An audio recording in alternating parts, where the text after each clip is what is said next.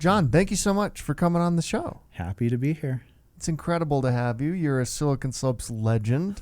Thank you. A Silicon Slopes Hall of Famer, recently inducted. Yes. We should have done that 10 years ago. Special event. Thank you for doing that. Of course. No one deserves it more than you. That was a very fun night.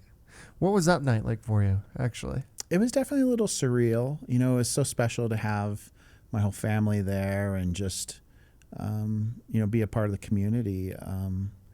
And I think it was surreal because, it'd been such a long time in the making, having Josh and I being a part of the foundation of Silicon Slopes, Mm-hmm. right? And starting even the phrase and Sure. and all that.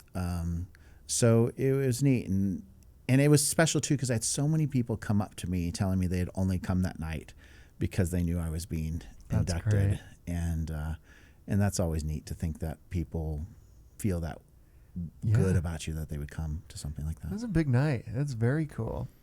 You mentioned you and Josh founded Silicon Slopes. I mean, Yeah. what year would that have been? I don't know. It had to have been somewhere around the year 2000 or something like that. That's so early. Yeah.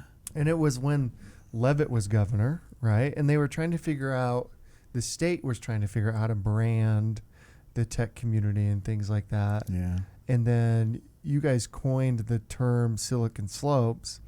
And did you make it a separate entity right then? Or No, it was just part of Omniture. just part of Omniture? Yeah. Yeah. It didn't become a separate entity until I think it broke out when basically Adobe bought us. Yeah. So Mark Adams actually worked for us there at Omniture. And it, a lot of it stemmed from Josh. I mean, it was mainly Josh's baby, right?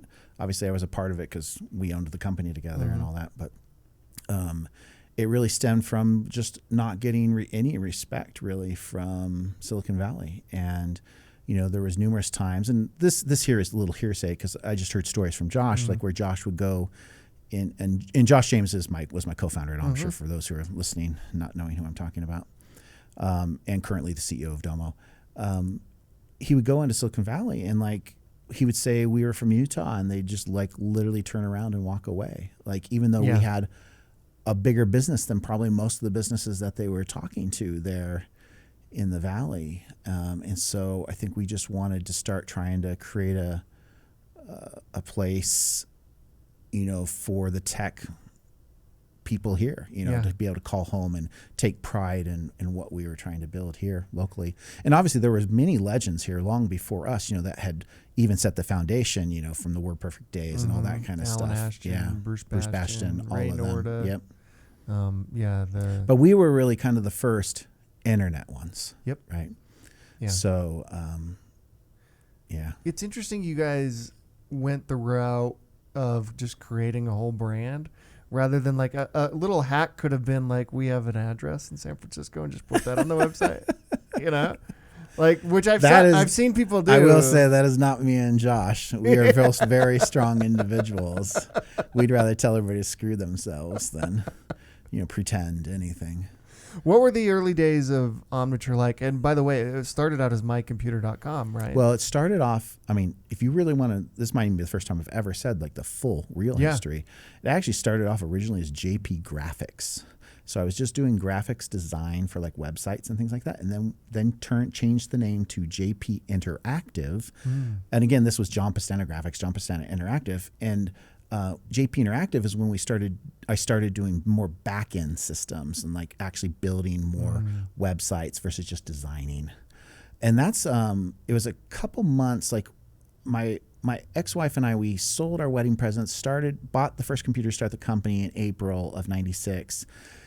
And then at the end of that summer, Josh actually had been down in LA and came back and was talking to me. And I was like, hey, why don't you join me in this business? And that's when it was actually kind of funny. It just worked out because the JP, we ended up then just changing it from John Pestana, just to tell people it was James Pestana Interactive. Oh, it worked out perfect. Yeah, it kind of just worked out. And we were, obviously just getting started. I only had a few web development companies, customers at that time. And I was like, Josh, why don't you sell? I'll build. And we just started building websites for people. And that's really that whole foundation. Because then from JP Interactive, that's when we launched Superstats. Okay. And then once we started realizing we wanted more products potentially than just the analytics that we were doing with Superstats, because really Superstats was just a basic hit counter and some, I think there was 5 reports in the system. Like a early Google Analytics, which I want to get into a little bit. Which, obviously Google Analytics didn't even exist, right? Yeah. It really, at that time, there was really 2 main things. There was a program called Analog that would analyze your server logs, and then WebTrends existed back then. And WebTrends was definitely the big player right when we first started. Interesting. And so then we changed then our name to mycomputer.com because we were the Webmasters Network. So we had all these tools that we were building for people. Did you buy My Computer? Was it a separate company? Yeah. So we just bought the domain name. Oh, you just bought the domain name. Yeah, okay. and changed. So the company never changed. So all those companies I was mentioning, they've all been the exact same company. Really? We just changed the name. But like from ownership, cap tables, all that kind of stuff, it's been the same company the whole time. That's incredible. Yeah. Yeah, actually, we're really proud of the fact like we never screwed anybody. Any investor who invested in us went all the way through to the end. And so you get mycomputer.com because you wanted more than just the analytics. Yeah, we kind of thought, well, you need more products. So we actually did like a message board system, a guest book system. We even built an e-commerce platform. Like I actually kind of laugh because like looking back on it now, we had like 9 different products, all of which could have become billion-dollar companies. Yeah. Because we even had a polling system, like a basic version of like a Qualtrics called Easy Polls, Really? where you could put a polling system on your website. Yeah. What were the early days like? Did it just feel like the Wild West? Like we could build anything? And well, who can capture here's what's market funny share? is in the early days like that, obviously the entrepreneurs today like have it so lucky that they don't have to build everything from scratch. Right. Like we had to build everything. So like we built our own payment systems. We built our own CRM. We built our own sales systems. We built everything. Yeah. And to pay for servers. Yeah. No and AWS. install the servers. Like we literally had to install the network connections and then put in the rack and all those kind of things. We had full-time people. Like it's kind of funny because now at the company I'm running right now, ObservePoint, like we have like a network guy. Yeah. Who is taking care of all those things, and he's really just managing AWS, and actually he's even a lot more of our internal just systems, right? Our employees' computers and all that kind of stuff. Where at the place that even ObservePoint is right now, we'd probably have like 5 guys if we were just doing servers and stuff. If we were doing it in house like we used to. That's so crazy. Yeah, and I think that's why you're seeing so many SaaS companies not even raising money anymore. No need, right? Yeah, no need. I mean, I remember one year we bought like $30 million in servers. And we had to install all those before anybody would pay us, right? Yeah. So it like kind of gave us no option but to raise money. And At what point did you guys raise money? it's actually a little bit more complicated question because when we first started Superstats, we were JP Interactive, and we had a friend, Steve Jenkins. I don't know if you know Steve. He was definitely another one of the really early guys here. Yeah. He lives in Washington, but he did Windows95.com. And we had seen him, and he was running this website, and he had sold it to CNET and made, I don't know what he made, but 10 million plus or whatever on this deal. And we're like, wow, that's cool. And I had done a lot of the web design for him. And so we were kind of like, man, we want to do that. And I remember Steve used to say to me, I'm making money while I'm sleeping, And I was like, well, I'm billing hours. Like I need to figure out how to make some money while I'm sleeping. Yeah. So that's kind of what then started sparking this ideas of like, we should be doing something more where we could be making money while we're sleeping. And another friend of ours, Jeremy Young, had come to me with the idea for Superstats. And so that's where we got the idea and started to actually build more of a real business versus just being a consulting company that was building websites for people. Yeah.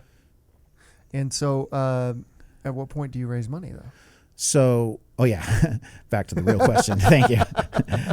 I am ADD, it's just like not diagnosed, but so when we started Superstats, we realized that started growing like crazy, and we're like, you know what, this is our thing, because we had seen these other guys, and I'd built some other websites for people. Like I even helped build a lot of Ancestry.com originally, and I'm like, yeah, this is something we can do. So we raised $100,000 from 3 angel investors.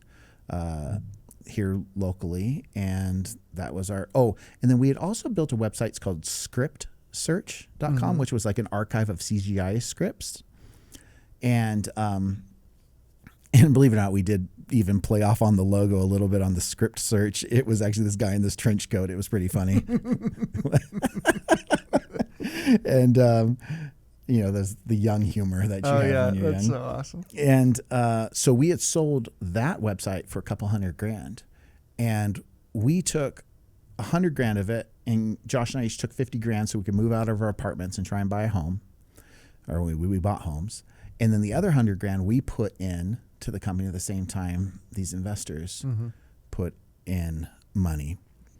Do you remember who the investors were? Yeah, it was Scott Frazier, Okay. Joe Olivier, and Steve Gibson. Okay. Very cool. Yeah. And so that was like our very first round. And then we raised a couple little angel rounds for that. And then we ended up raising at mycomputer.com, we raised a round from Network Solutions, who did all the internet domains and all that. And they put $6 million into the company. But then the internet crash happened. Yeah. And we were making a lot of money from ad revenue at mycomputer.com, because what we did at first is in exchange for stats on your website, you would put an ad banner. And you had a payment option. You could pay too, but most people we were selling a couple $1 million in ads every year. And so that kind of came to a halt. So we ended up letting a whole bunch of people go and kind of reset the whole company. And that's when we sold off all of that to VeriSign, got some money in, and then also took a small round from a single investor here in the Valley. And that's when we really started as Omniture, I'd say. We made that transition, and we finally started on the process of changing the name, and we focused completely on just doing analytics. What made you decide to go? Because like you said, you had like 9 different products inside of there. I'm sure all of them were doing something. They were, but it was kind of like the analytics was definitely our biggest thing and growing like crazy. And it was just a distraction, everything else. So we sold all that SMB stuff off to Network Solutions, only kept the enterprise part of Superstats. So we changed that there was a little while there where we were just called Superstats Enterprise. And then we rebranded to Omniture. And that's really when the lights turned on, when we actually changed our name. And I think a lot of that is because what big companies want you to sign up with something called Superstats? You know? I've always wondered SurveyMonkey versus Qualtrics. I legitimately think their name of SurveyMonkey holds them back tremendously. 100%. Because I don't even want to use a system called SurveyMonkey. But Qualtrics sounds so sophisticated and high end. Yeah. So, and that's great branding by Ryan and his group, to realize those things. Yeah. We used to joke at Superstats, well, what we'll do is we'll change our name to Super Duper Stats, and then people will take us seriously. And so then, we had raised just that little bit of money, the $400,000 from a single investor, to get through kind of that whole phase of everything, the internet crash, and we just kept growing. That's really when the lights turned on. It's when we just started doubling every single year from that point forward. And we got to a point that we were even doing it cash flow positive. So when we finally raised money from our first VC, we were 21 million a year run rate, cash flow positive. Wow. Yeah. That's incredible. And that's when Hummer Winblad came in as our first major investor. Okay, very cool. What year was that? I don't remember. What would that have been? Maybe 2004, something like that. Okay. Maybe 2006. Yeah. I have that on my wall in my garage if you've ever seen it. Oh, yeah. I have to look at that to remember. It's been too long now. It's like I'm feeling like that old person in Silicon Slopes now. I actually turned 50 this year, and I was only 22 when we started the company, That's incredible. Yeah. When you took that initial institutional venture round, is that when you're like, all right, we've got something here that we I already knew. We were already growing so fast even without that. We knew we had something. That's why finally Silicon Valley VCs were super interested in us. It was undeniable at that point, And along these same lines, or a separate track, Google's spinning up their analytics platform. I don't think they even launched their platform until somewhere around 2007 or something. 2007? Something like that. Okay. We can look that up, but it's somewhere around there. So it was called Urchin before, right? Which they basically bought that company, and then so we used to just stomp all over Urchin. I mean, that was not even a thought process, but they bought that tech and then relaunched it into Google Analytics. What was that day like when it was like announcing Google Analytics from Google? Yeah, I mean, definitely. Was Google still? Oh, it's a monster. Monster, at that point, yeah, right? absolute monster, and it's definitely scary. And I remember the product manager of Google Analytics came up to me at a conference once, and he's like, "My whole goal in life is to crush you," and I think he told me, who knows if any of this was true, but he was basically like, I have 300 engineers and I don't have to make any money. Wow. I know, it was really weird. What'd you say to that? You're like, I was like, thanks. Nice to meet you. Yeah. I already knew the guy. I've known him, like I was just, thanks. It was weird. I wonder if he even remembers doing it. He probably doesn't. That's fascinating. Yeah. So you were competing, and you guys were bigger than Google Analytics, obviously, when they first for sure. Came out. Did you have to pivot at all? We were tracking trillions of page views. That's fascinating. Yeah.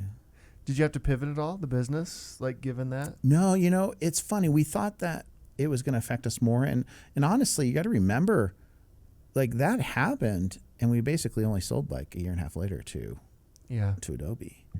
And that definitely played a role in it. Josh and I were tired, first of all. And then we also were like, well, we can make a ton of money right now and let's call it good. We've been doing this for 13 years, type of a thing. But it definitely played a role in us going, let's move on. Let a bigger player fight with these guys. Yeah. And it ended up, I think, playing less of a factor than I thought it would have. Like there's just so many companies who don't trust Google and don't want them to have access to their information and things like that. And I actually think that's changed now. I actually think a lot of these companies are now trusting them. But back then, like there was literally mandates like you can't use any Google tech. Interesting. Why Adobe?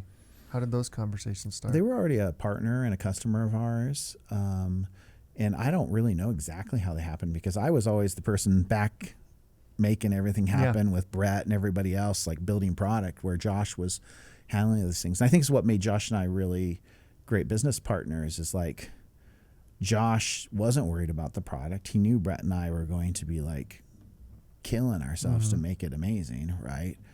And it let him go and be amazing in his things. And it was a really amazing partnership that way, where he trusted me 100%, I trusted him 100%, and just didn't worry about not being in investor meetings, even though we were totally equal partners in the business.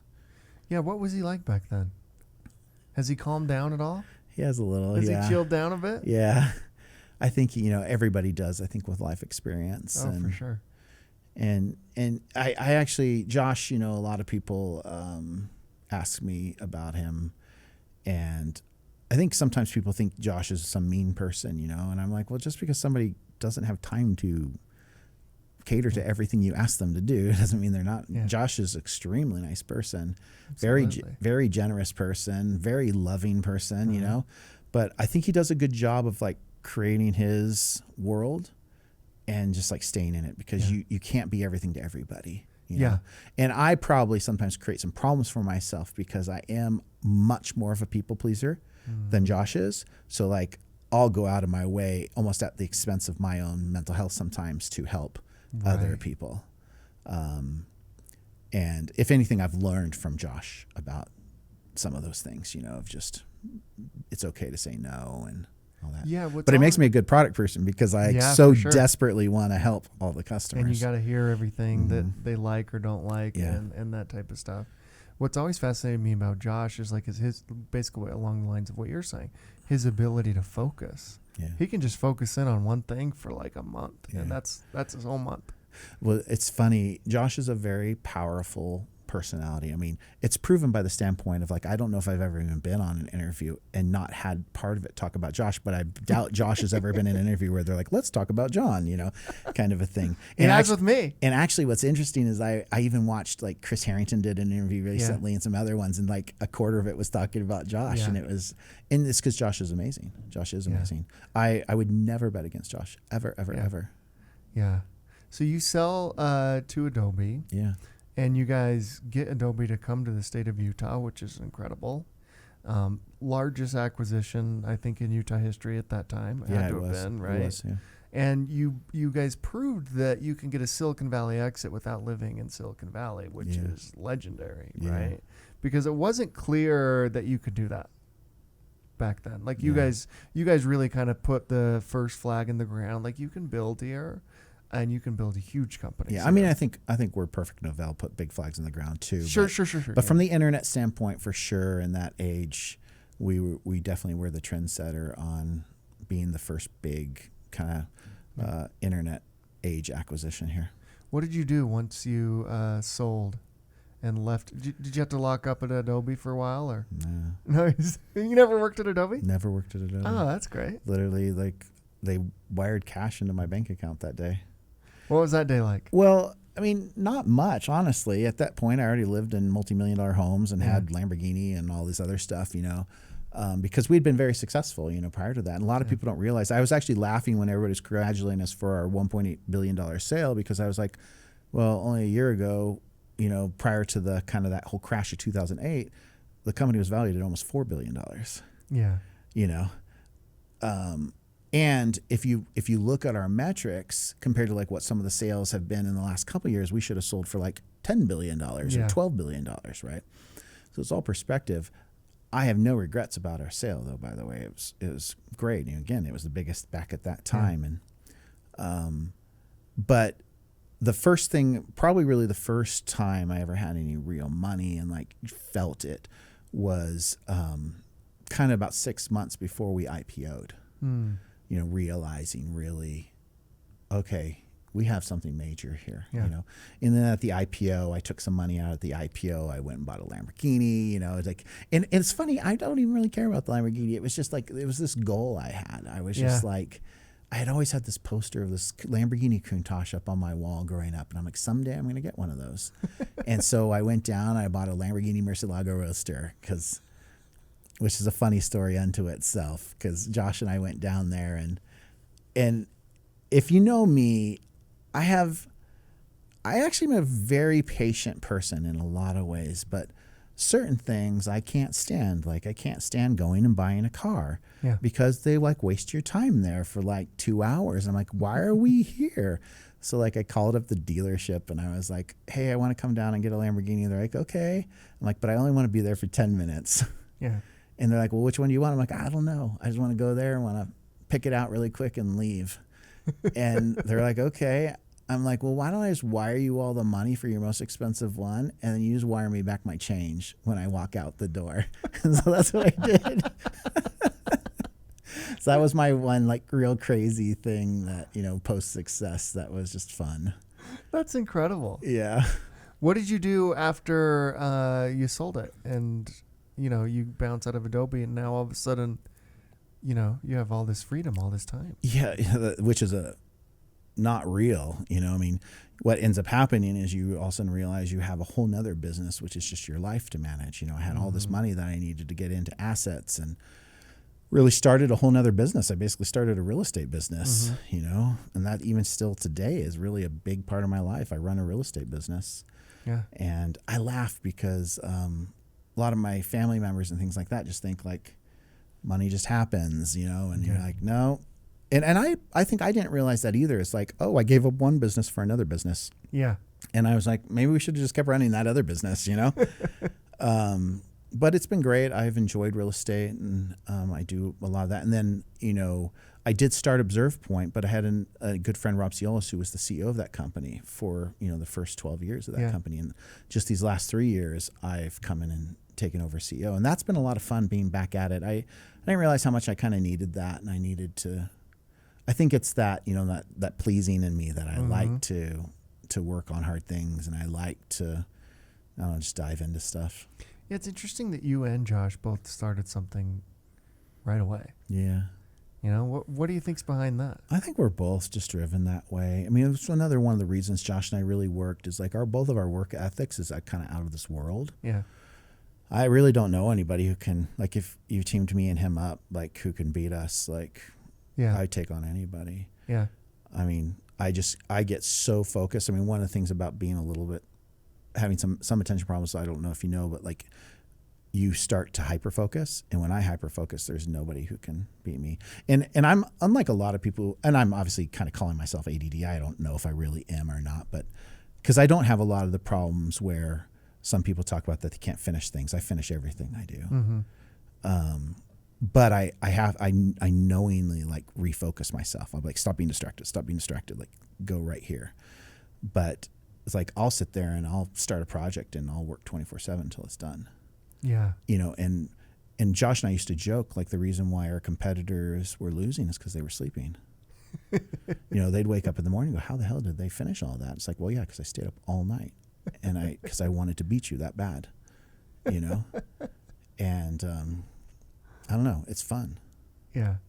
That's incredible. So what was the idea behind ObservePoint? So originally the idea was, you know, with Omniture, if a customer called and they were having a problem, they would blame us. They'd be like, you guys are broken. And every time, right? Mm-hmm. 99 out of 100 times, it was because they implemented something incorrectly on their website. Because the web, you have all these people who don't understand how the internet works. Right. And so they're assuming it's like installing Photoshop, you know, sticking the CD in and it's just going to work. But we all know a website is a living, breathing organism. It's changing all the time. And actually in a big websites, especially where you have like all these different teams interacting mm-hmm. with it. And so I was like, let's build a system that scans through a website and tells somebody if code's missing, mm-hmm. are the variables that are being collected supposed to be there. And there's, you know, you figure right now there's like 10,000 marketing tech companies, all with different tags.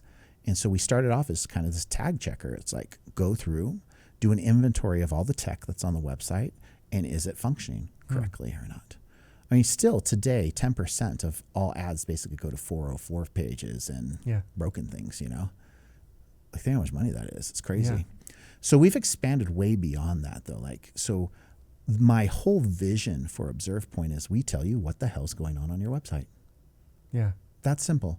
You need to know something about privacy, cookies, whatever. We know. We know exactly, because a website isn't one thing. Like, I think everybody kind of pictures this webmaster like working on their website. But again, it's normally like 100 different departments in a big company mm-hmm. with hundreds of different systems. So if you go to that CTO and you say, hey, did the new marketing tagline get put across the entire website? He'd be like, how the hell would I ever even know that? Well, I'll tell you what, ObservePoint knows that. Yeah. Because we scan all 10 million pages, you know, every week and tell you exactly what's going on. Yeah. So you can say, hey, is the old tagline anywhere on the website? Is the old logo anywhere on the website?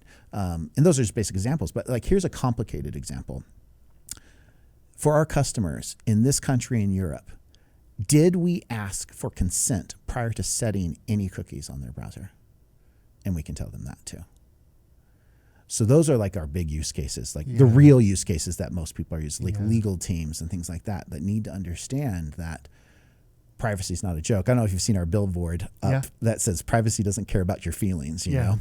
Because there's so many people who are like, oh, I don't know. But that company over there just got fined $100 million for that I don't know question that you just said. That's crazy. So that's what we're doing. And we really have kind of a couple main focuses. So we're focusing on tech governance, privacy compliance. So like privacy and cookies. Like a lot of people, they always hear the term cookies, but that's really privacy. Mm-hmm. And then user experience, and then kind of campaign validation. So emails, landing pages, that type of stuff. But our system can tell you way more about a website. But those are like our initial beachheads that we're really focusing on. And the growth has been phenomenal, right? Yeah, you know, it's interesting. I got brought in because we have a great market, but the product just wasn't quite meeting the needs. Rob is a really talented sales and marketing guy, but he is not a product person. And even though I was one of the co-founders of the company, I was not there running product. I was basically like almost like an entrepreneur in residence who would just pop in and say hi and try and guide them. But overall, I'd say in a lot of ways they weren't listening to a lot of the stuff I was saying. And so when I came in, I was like, look, guys, so I came in and we were doing about $14 million in revenue at the time, but burning $6 million. And I said, we can't do this. Yeah. Right. This is the end of 2019. So right before COVID, which that's going to be a whole nother thing. Right. And I basically scaled the company back, let go of some people. And I was actually planning to let go of some people, and then COVID hit and I decided to even make a bigger cut. I'm like, look, we're taking this company to profitability right this second. Right. So I let go of about 40 people, took the company to profitability and said, look, we're going to take these next couple of years and we're going to focus completely on the product. We need to build a great product because we were still selling a whole bunch of the product every year, but then we were losing just as many customers as we were bringing on board. We're not fulfilling the value that they needed, right? And it's not like they were going to competitors. They just were leaving because we weren't doing what we said we were going to do. Yeah. And for my personality, I don't like that. If anything, I want them shouting from the rooftops about us. Right. So since then, in the last couple of years, we've rebuilt the product. It's still not totally where I want to go. I always describe it like this. It's like we're trying to change the engine on a car that's currently running and driving down the road. Like if I was a brand new startup, it would have been a lot easier just to like do it the way I wanted, right? But I had, $14 million in customers that I was still trying to keep somewhat operating. Yeah. And we've actually raised our retention by 20 points already. Oh, wow. Yeah. That's huge. And so now we're doing really well there. We're from a company, I'm not necessarily disclosing exactly where we're at right now, but we are totally profitable, not even cash flow positive. Like we're making millions of dollars. And we're not growing at like the 50 to 100% growth rates yet. And I guess that's reasonable since we haven't raised any money, but I truly believe we'll be able to get the company where we're growing at 50+% every single year just by focusing on the customer and really, listening to their needs. So, do you have any plans to raise money? Do you need to raise money? I don't think we'll ever need to raise money. Yeah. Like, do you have plans like, hey, this could be a public company? It's funny. You get those questions a lot. Even I'm sure we got those questions a lot. My answer always is, I don't care. I don't know. It doesn't matter. Yeah. All that matters is that I build the best thing I can build to take care of the customers the best way I know how, and all those other things happen. Yeah.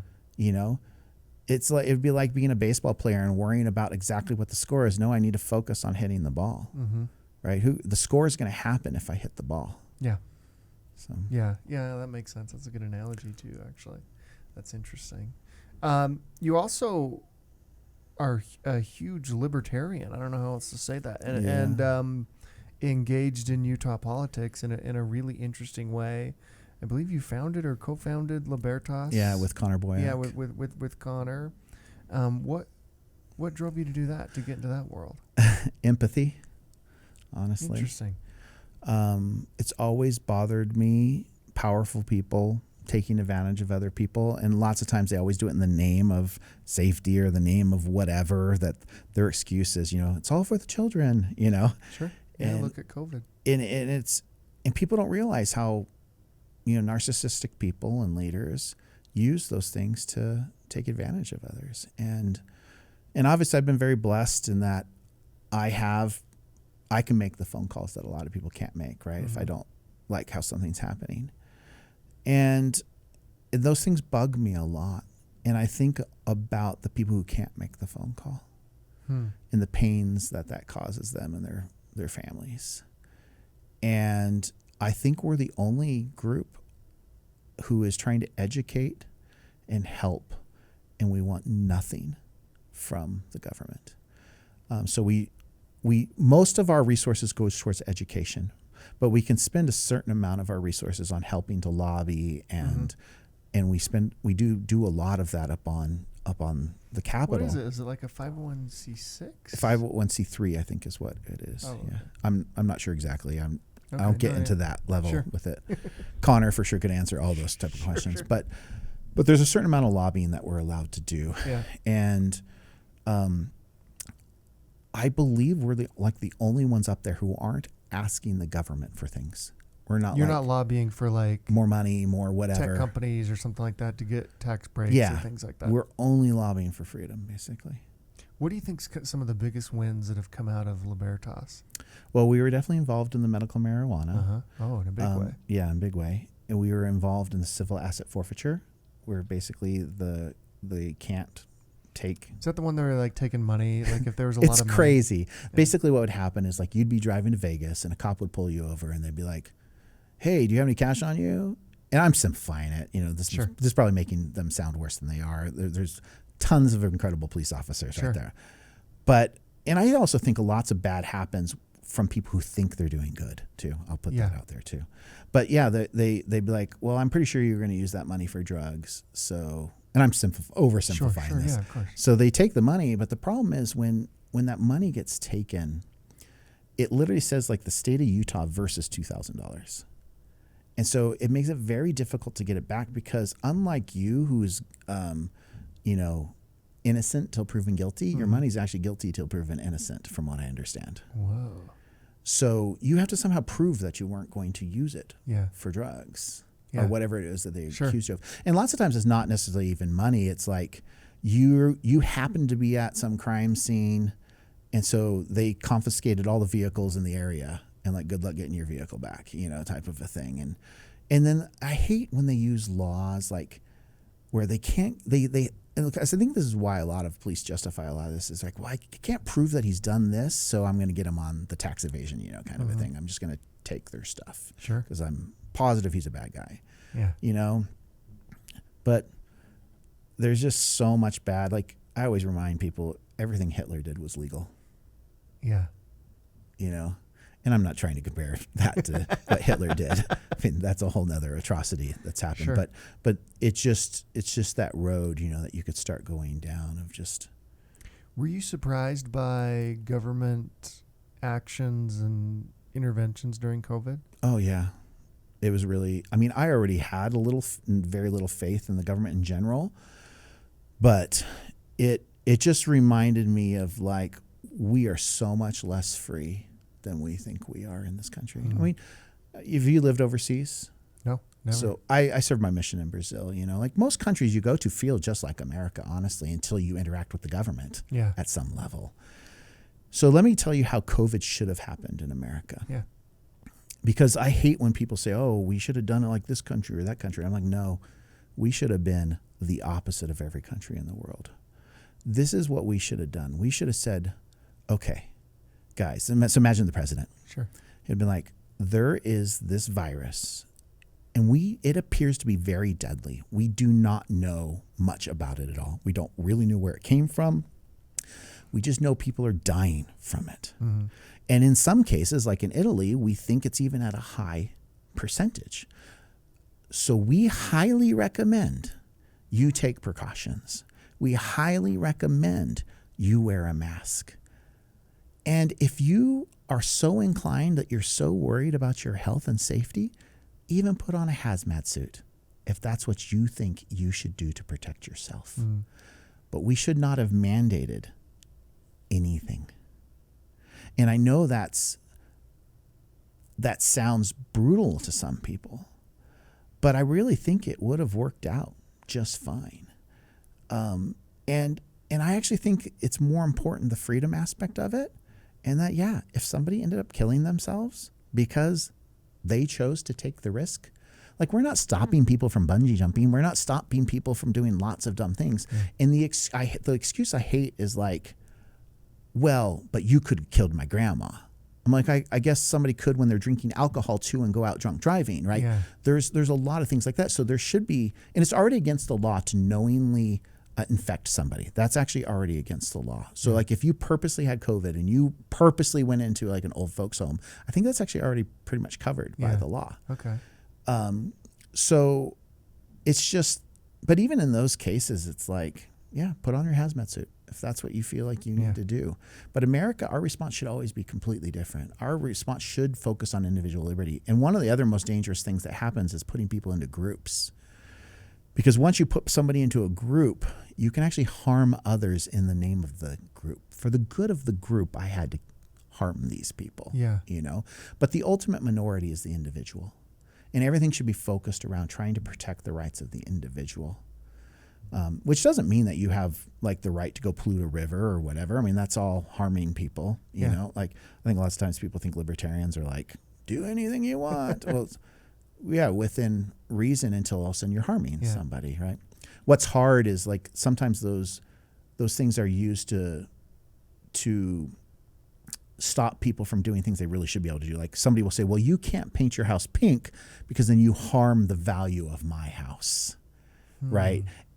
And so it's so hard to know where that gray area is, but I will always like lean more towards more freedom for somebody. Yeah. Like I would love to change, like if I could pass a law, and again, a lot of people don't realize you have to pass a law to stop laws, right? So like sometimes these laws, like saying to passing a law, it's actually almost taking away a law, but to pass a law is, I would actually say the exchange of money can never be a factor in whether something is legal or illegal.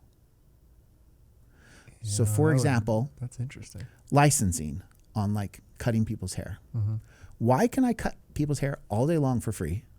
But the moment I charge for it, I need some stupid government license. Makes no sense. And they're like, oh, we're trying to protect the health and safety of all these people. It's like, does anybody really pick their barber based off of them having a certificate on the wall? No. They look at the reviews. They talk to their friends. They say, did you like so-and-so when they cut your hair? Right? I know I'm using a horrible example right now because I have no hair. But I think that's how most people make most decisions. If anything, I actually think the licensing actually takes away that responsibility from a person. They're like, oh, no, they're licensed. I guess they can do my heart surgery. Yeah. You know? Yeah. It's like, well, who even made, all those licenses are made up. They're literally, everything in this world is made up.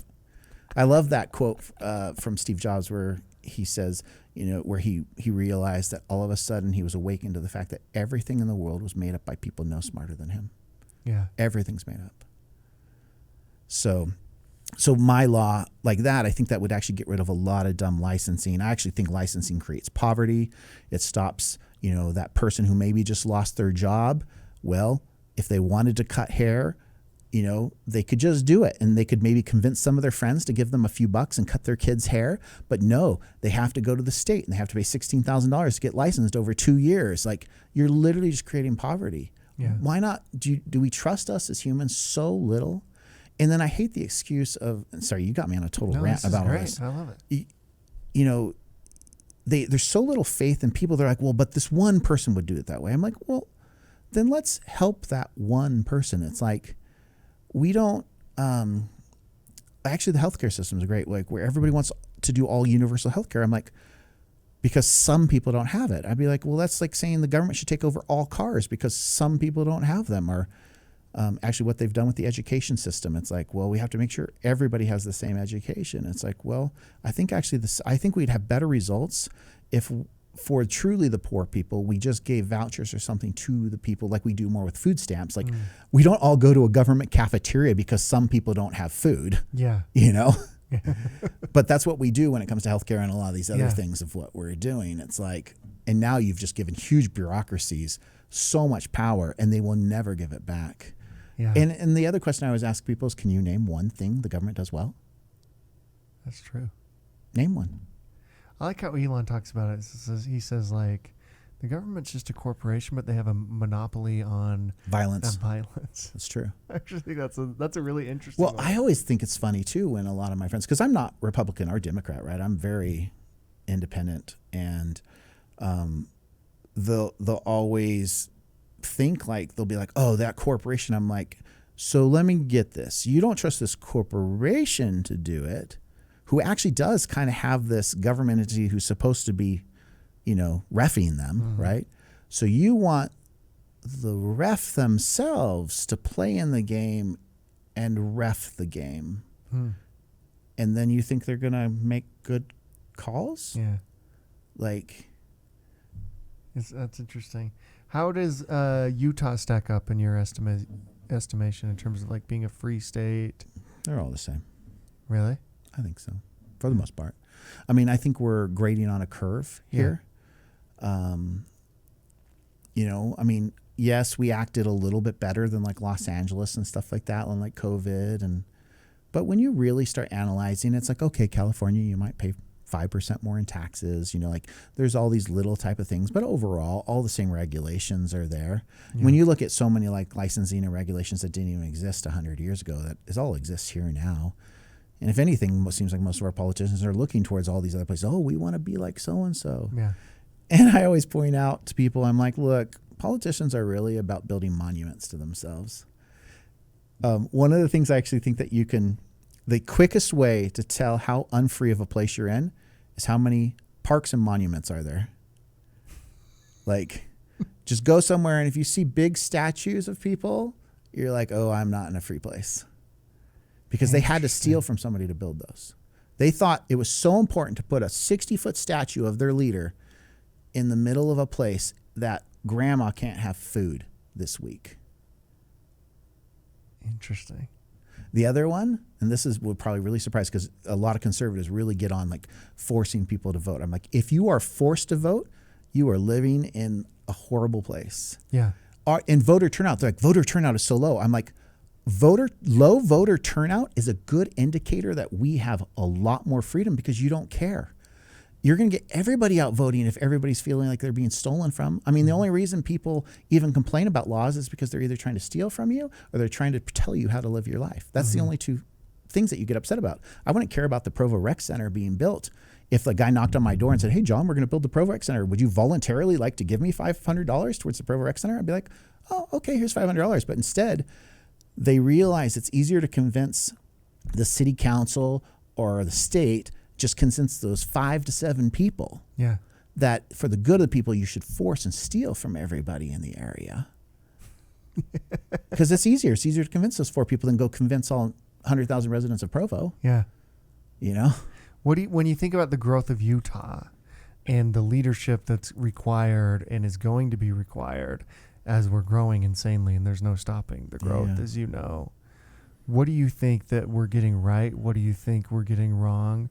What advice would you have to current leaders on? Because, it seems like this point of the mountain project, that's a huge, probably generation defining project. How we, manage the growth, water, air, all this type of stuff. What do you think? And that's what's hard because, especially like water, things like that, those are all controlled by the government, really. I know they're water companies, but at some point somebody just decided this person owns all the water. Like, okay, why? I don't know. I mean, those are hard questions. And it's always easy, obviously, to be critical of what's going on. And that's why overall, actually, a lot of these people are my friends and actually support a lot of them because I know there are many of them that are trying their best. I think the most important thing is setting up frameworks instead of trying to actually make decisions. Like, don't be the referee who's scoring points in the game.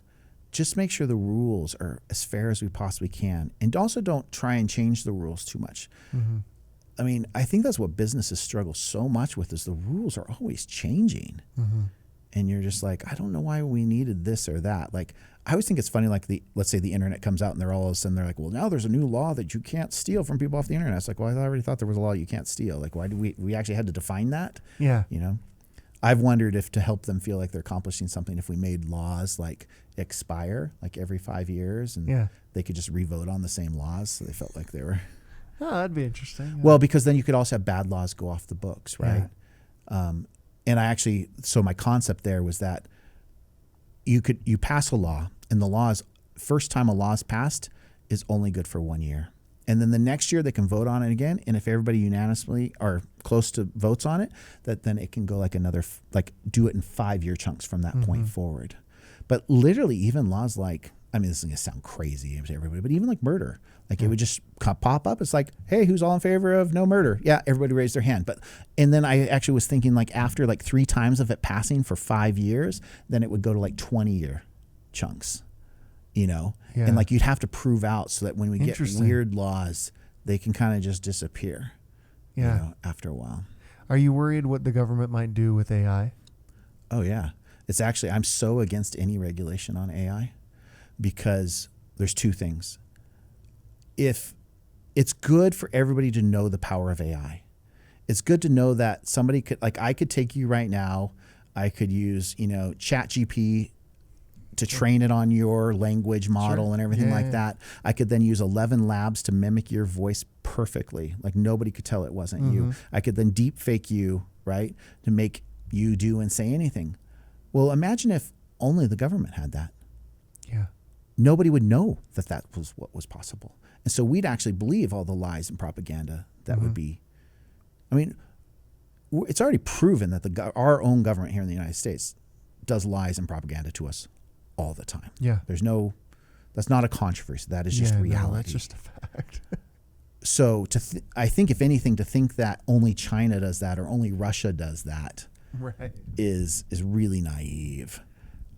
So at least knowing that happens and knowing what the people are capable of, what I'm afraid of, because any regulations they put on us will not be put on the government. Yeah. So all we're now saying is only criminals and the government are going to be doing those things. And now we won't know. When you get a fake call from your nephew saying, I need $10,000 to save me from this kidnapper on the beach, you'll literally not know if it's real or not real. Yeah. But now you'll at least be hesitant. You'll be like, hang up, actually call his cell phone, or while you're still on the line, hold on. Hey, are you actually being kidnapped right now? No, I'm not being kidnapped. Screw you, and hang up, right? Yeah. But it is incredible. I mean, I play a lot with AI tools now, and I've actually focused my whole company on AI. I imagine AI is going to be really great for your company. Yeah, absolutely. We're already implementing things right now. Even, there's so much stuff that we can use. So, yeah, it's going to be really good for us. When you think of, like another thing that happens in these situations, particularly when the government gets involved and starts passing laws and stuff, is they kind of create monopolies. They are all monopolies. Which is why, like, OpenAI, Sam Altman, he's like, I regulate this. Well, it's like, but the problem with, we've never known anything but crony capitalism. Yeah. We never let anybody fail. So all the big companies that have so much power, they convince the government that we're too big to fail. Like, I always laugh. It's like, if you ever have anything go wrong in your life, you better hope another 100 people had it happen with you, because then the government will come in and save you. Mm-hmm. But remember what I was talking about, the individual. It's all about the individual. So like, why when there's a big storm comes in, we'll go help and come in with FEMA and help those million people that had something happen in New Orleans or whatever. Mm-hmm. But the week before, when the guy's house flooded in New Orleans, nobody gave a crap about it because they can't make a political statement about it. I'd rather build a society and a framework. Remember, I'm talking about the frameworks where the same thing happens for the individual who also had a problem with things. And then also teaching people to take a personal accountability. It's like, what, really? You built your house below the floor of the sea level? Like, was that really that smart to do? Like, I think at some point you need to also suffer the consequences of your decisions too. And maybe we spend more time educating. That's like the war on drugs would be a great example. Yeah. I would never have done the war on drugs ever. If anything, I think we've created organized crime, all these other things. And I think when you really look at the stats, it shows that it's done nothing. But what I would have done is just done tons of, it's okay. I actually think it is good for the public to do some education, just be like, hey, drugs are bad, like they can harm you, Yeah. But even who gets to choose that? It's like funny if it's Pfizer and it's an actual pharmaceutical that's identical, that's like an OxyContin. Yeah. Then somehow it's okay, Yeah. It's like, oh, my drug dealer who just happens to be a doctor, It's like, well, now we have this fentanyl crisis. It's a good example of letting that become legal. And my dad, for example. So my dad, unfortunately, was diagnosed with cancer last November, and he was actually only given basically 6 to 12 months to live. And before I continue on with the story, he actually had a miraculous full recovery. Unbelievable. So his doctor, they actually, he was so far along with stage 4 cancer, in every part of his body, they basically said, there's nothing we can do for you. So they even denied all coverage, and they weren't going to do anything for him. They said, just prepare to die. Sheesh. And they then prescribed OxyContin for him. Just to dull the pain. Yeah.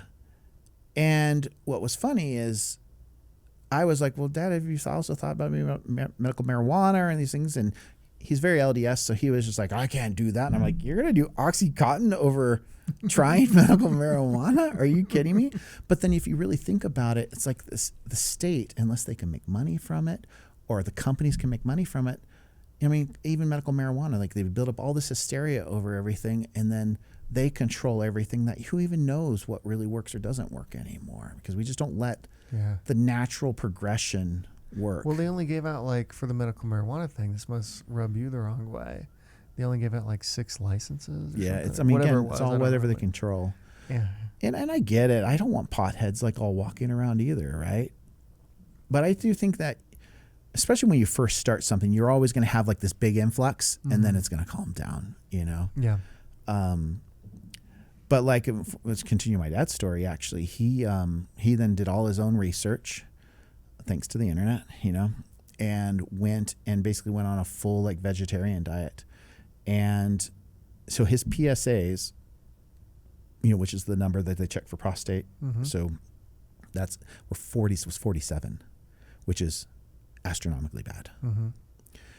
Then a few months later, he went, and after he was on his vegetarian, well, actually he did get basically addicted to his OxyContin a little bit. Yeah. It made him feel horrible. It's impossible He not couldn't to. even walk. Yeah. He was like so high all the time. And finally then he realized that my sister and I, who had been telling him not to take it, and so he got off of it, and that was hard, but he did it successfully. And so he got off everything that the doctors were telling him to do, started a new diet that was basically a vegetarian, and his cancer is totally gone now. That's crazy. Yeah. Wow. It's crazy. It's crazy. It's gone. So his PSA, he just went and took another one. It was 0.03. Wow. That's incredible. Yeah. And I might have some of those numbers off by point whatever, but roughly that's what it was. What do you think the dangers are of AI outside of government regulation and government control of it? Like there's all, like Elon's a big, like AI can destroy us. Believe me, I've read all the books, or not all the books. I've read many of the books trying to, you know, get some good thoughts on it. But it's always like, all the answers are always, well, I'm the trusted party that should be able to decide that. And I just don't trust those people. I actually trust the AI almost more than I trust those people. So I love more the true open source projects where everybody can see what's happening. I think that is always the answer to a better world. Things being done in the open instead of being done in secret. I think what's happened, my guess is that there's actually AI out there right now that's already far beyond anything we've seen. But they've learned, I think, because of OpenAI being so upfront with it all. Because remember, Google was producing all this behind the scenes and just not telling anybody about it. So I think there's a lot of groups who have kept going behind the scenes. But especially once OpenAI came out, and then they're all of a sudden, they're like, oh man, this is crazy. It worried everybody, right? All of a sudden regulations and hearings and all these things going on. And so I think that actually made other people go, I don't even want to tell people how far away what I have going on.